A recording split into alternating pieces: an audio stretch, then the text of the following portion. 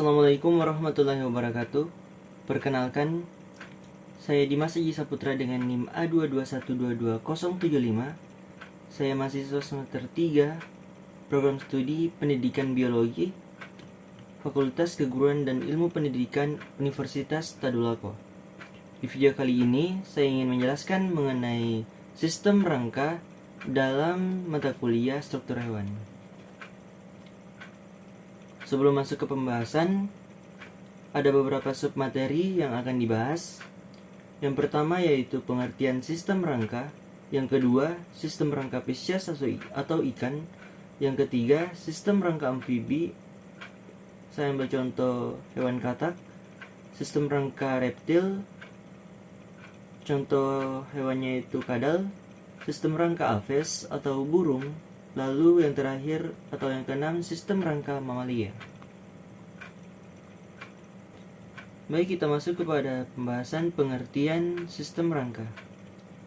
Sistem rangka adalah suatu sistem organ yang memberikan dukungan fisik pada makhluk hidup. Selain itu, sistem rangka juga dapat diartikan sebagai suatu susunan dari organ-organ yang mempunyai fungsi atau pekerjaan tertentu yang terdiri dari kerangka atau skeleton. Susunan kerangka atau skeleton ini terdiri dari berbagai macam tulang-tulang yang saling berhubungan satu dengan lainnya. Kemudian, sistem rangka ini bersama-sama menyusun kerangka tubuh. Sistem rangka memiliki fungsi, yaitu tempat melekatnya otot, memberikan bentuk otot, lalu membantu tubuh untuk berdiri tegak agar tidak mudah rubuh. Sistem rangka yang akan dibahas yaitu spesies atau ikan, reptil, contoh hewannya itu kadal, amfibi, contoh hewannya itu katak, aves atau burung, lalu yang terakhir mamalia. Kita masuk pada pembahasan spesies atau ikan. Bentuk tubuh ikan merupakan interaksi antara sistem rangka dengan sistem otot serta evolusi dalam adaptasi kedua sistem tersebut terhadap lingkungannya. Rangka yang menjadi penegak tubuh ikan terdiri dari tulang rawan dan atau tulang sejati. Osteotiches terdiri dari tulang sejati. Sebagian besar tulang osteotiches pada permulaannya terbentuk melalui tahap tulang rawan. Kemudian materialnya menjadi tulang sejati dalam bentuk-bentuk yang khusus melalui osifikasi. Osifikasi itu merupakan proses perubahan tulang rawan menjadi tulang sejati atau tulang keras.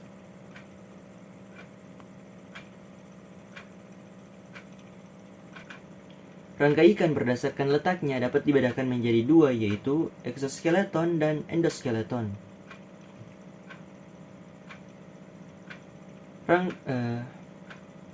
Sisik dan sirip ikan merupakan eksoskeleton, sedangkan endoskeleton terdiri atas tulang tempurung kepala, columna vertebralis, cingulum pectoralis, tulang-tulang kecil tambahan yang menyokong sirip.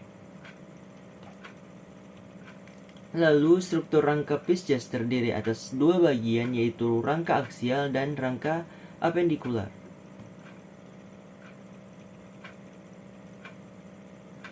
Rangka aksial spesies terdiri atas tulang-tulang tengkorak terdiri dari 180 tulang, dan kolumna vertebralis.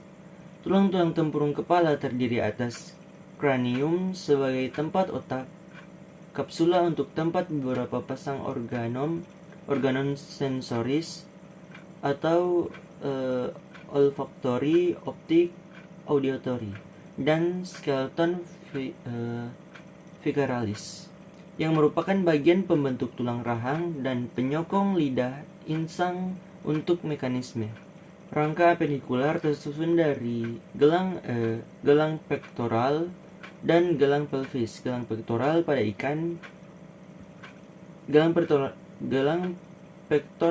ikan bertulang terdiri dari korakoid dan skapula yang biasanya tereduksi. Terdapat dua macam sirip pada ikan, yaitu sirip tunggal dan sirip berpasangan. Sirip tunggal atau sirip median terdiri dari sirip dorsal atau sirip punggung atau pinna dorsalis. Lalu yang kedua sirip anal atau pinna analis. Yang ketiga sirip ekor atau pinna caudalis. Lalu yang kedua sirip berpasangan, terdiri dari sirip dada atau pinnae thoracalis atau pectoralis. Yang kedua sirip pelvis atau sirip perut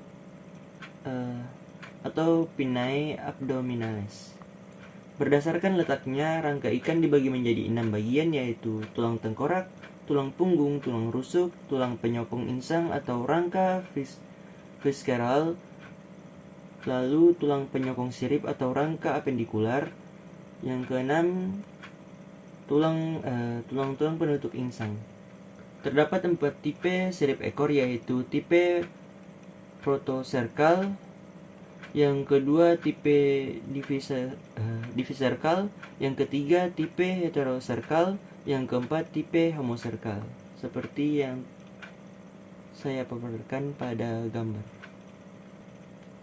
Lalu kita masuk pada amfibi atau hewan yang saya ambil contoh, yaitu katak. Rangka katak tersusun atas endoskeleton yang disokong oleh bagian yang lunak. Pada fase berudu, tulangnya masih lunak dan menjadi keras pada fase dewasa. Pada sambungan-sambungan tulang masih tetap lunak dengan permukaan yang licin. Pada katak, tulang yang panjang dibedakan menjadi 2 bagian, yaitu bagian atas pada bagian sentral yang disebut diapise dan kedua ujung yang disebut epipise. Skeleton pada katak atau amfibi dibagi menjadi 2, yaitu skeleton aksial yang terdiri dari tempurung kepala, vertebrae, dan sternum. Yang kedua skeleton apendikular yang terdiri dari kaki. Lalu tempurung kepala yang besar dan pipi terdiri atas kranium yang sempit.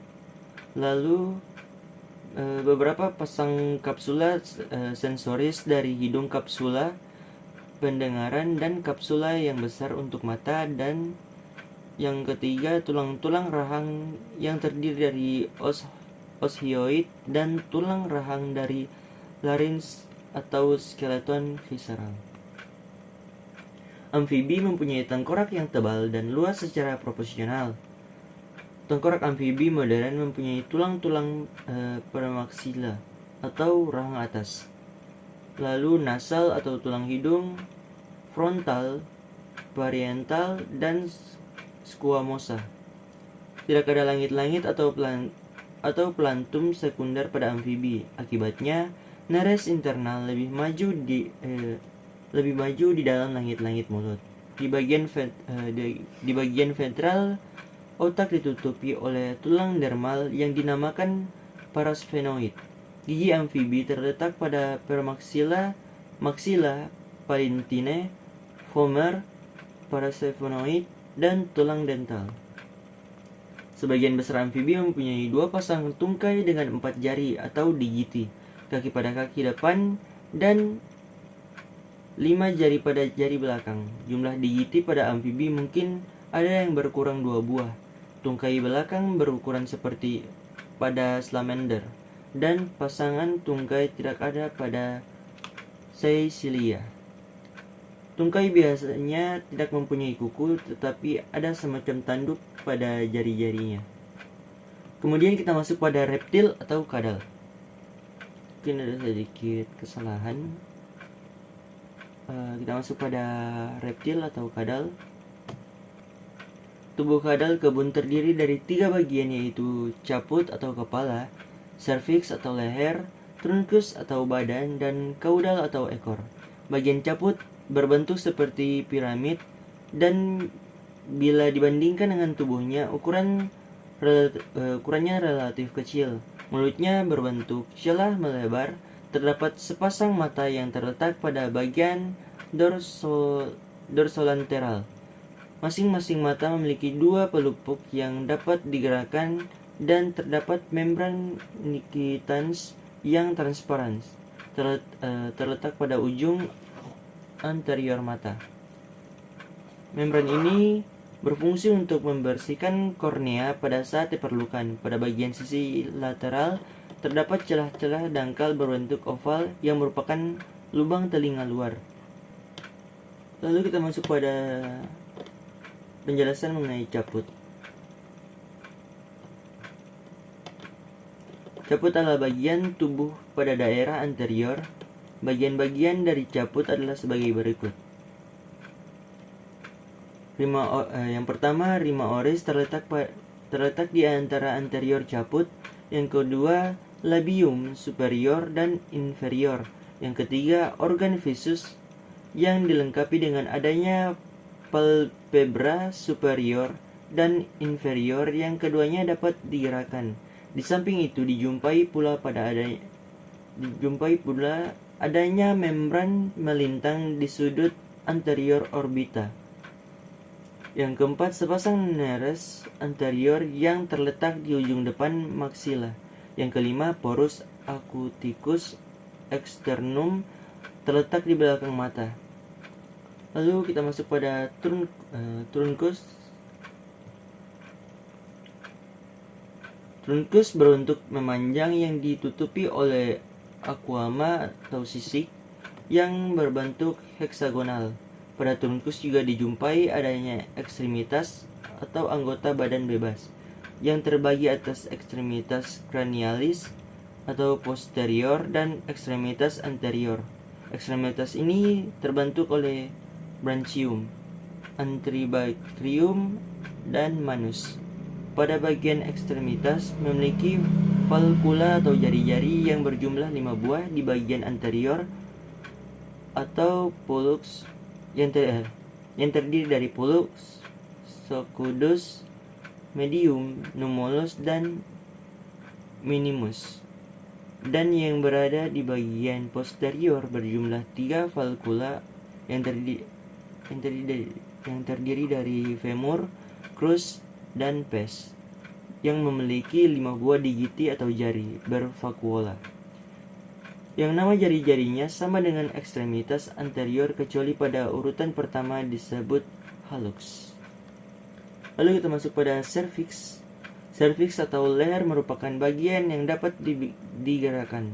Bagian cervix panjang dan berlanjut dengan badan. Bagian cervix ini hanya ditandai oleh adanya lekukan saja. Lalu kita masuk pada caudal. Caudal berbentuk silindris dengan panjang hampir 2 kali panjang badan ditambahkan dengan panjang kepala. Pada bagian pangkalnya tebal dan makin meruncing ke arah distal. Pada bagian badan terdapat 2 pasang alat gerak, yaitu bagian anterior dan bagian posterior. Pada bagian ventral terdapat lubang kloaka yang berbentuk celah melintang. Lalu kita masuk pada sistem rangka aves atau burung. Struktur rangka pada burung banyak mengalami diferensiasi, misalnya pada bagian kolumna vertebralis atau tulang belakang. Vertebra pada burung, misalnya burung dara, dibagi menjadi 4 bagian, yaitu vertebra thoracalis terakhir atau posterior, vertebra lumbalis, vertebra sucralis, dan vertebra caudalis atau anterior. Tidak hanya pada bagian vertebra, bagian sternum atau dada berdiferensiasi menjadi lebar dan kuat, yang disebut carina sterni. Sternum tersebut berfungsi untuk melekatkan otot-otot pektoral yang kuat, yang berperan penting untuk terbang. Pada aves terdapat tulang-tulang gelang bahu yang meliputi pola dasar gelang pektoral yang terdiri dari tulang-tulang pengganti atau berasal dari tulang rawan, meliputi thoracoid dan scapula, dan tulang-tulang membran berasal dari jaringan ikat, yaitu clavikula. Pada struktur anatomi aves, kerangka burung sangat beradaptasi untuk terbang. Kerangka tersebut sangat ringan, namun cukup kuat untuk menahan tekanan pada saat lepas landas, terbang, atau pada saat mendarat. Salah satu kunci adaptasi yakni bergabungnya tulang dalam osifikasi tunggal. Hal ini membuat burung memiliki jumlah tulang yang sedikit dibanding vertebrata lain yang hidup di darat. Burung juga tidak memiliki gigi bahkan rahang, namun memiliki paruh yang lebih ringan. Rangka Aves terdiri dari rangka aksial dan rangka apendikular. Rangka aksial yang tersusun atas caput atau kepala, kolumna vertebralis atau tulang belakang, trunkus atau badan, dan costa atau tulang-tulang rusuk. Sedangkan rangka apendikular pada Aves tersusun atas ekstremitas atau tulang-tulang anggota gerak. Pada bagian caput terdapat tulang-tulang tengkorak kepala yang terdiri dari beberapa tulang, yaitu rostrum atau paruh, kranium atau tulang kotak otak, nares atau lubang hidung, dan tulang rongga mata. Rostrum terdiri dari dua bagian, yaitu os premaxilla atau paruh bagian atas yang langsung terhubung dengan nares, dan mandibula atau paruh bawah. Cranium terdiri dari os frontal atau tengkorak bagian atas, os parietal, dan os occipital. Pada bagian trunkus terdapat bagian sternum atau dada, terdapat cingulum anterior atau cingulum pectoral atau gelang bahu yang dibentuk oleh tulang-tulang furcula atau tulang garpu, coracoid atau tulang leher, dan scapula atau tulang belikat. Ketiga tulang tersebut bersama-sama membentuk pectoral corset. Sisi dada dibentuk oleh tulang rusuk yang bertemu di tulang dada. Pinggul Aves terdiri dari panggul yang meliputi tiga tulang utama, yaitu ilium atau atas pinggul, ixium atau bagian posterior, dan pubis bagian anterior. Ketiga tulang ini menyatu menjadi satu membentuk tulang innominate. Tulang innominate merupakan evolusi yang signifikan yang memungkinkan burung untuk bertelur. Kemudian kita masuk pada bagian terakhir, yaitu mamalia. Tulang tengkorak mamalia hanya terdiri dari 35 tulang atau kurang dari itu. Meskipun berjumlah lebih sedikit, tetapi tulang-tulang tengkorak mamalia lebih kuat dan lebih padat. Rangka tengkorak terdiri dari tulang-tulang kotak otak atau kranium dan tulang-tulang wajah. Kolumna vertebralis atau tulang belakang dari kebanyakan vertebrata tersusun atas rangkaian vertebra bertulang atau bertulang rawan yang memanjang dari bawah kepala sampai ujung ekor. Masing-masing ruas tulang belakang atau vertebra terdiri atas tiga bagian utama, yaitu badan atau vertebra atau setrum, lengkung neural atau arcus neuralis, dan tujuh neural atau spina atau processus neuralis. Pada reptilia dan mamalia, kolumna vertebralis dibagi menjadi 5 bagian, yaitu vertebra cervicalis atau leher, vertebra thoracalis atau punggung, vertebra lumbalis atau pinggang, vertebra sacralis atau sakral atau pelvis, dan vertebra caudalis atau ekor. Macam sternum pada mamalia adalah manubrium, carpus atau sternum atau sternebrae, dan ciphisternum atau processus ciphoideus yang berupa tulang rawan. Mamalia mempunyai rusuk vertebra yang berkepala dua atau bisipital. Kepala bagian dorsal disebut tuberculum, melekat pada diapophysis dari vertebra.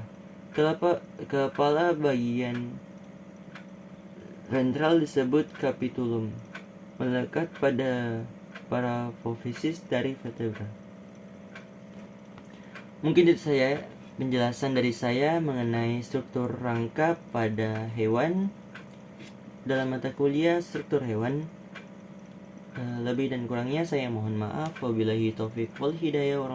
Wassalamualaikum warahmatullahi wabarakatuh. Thanks for watching.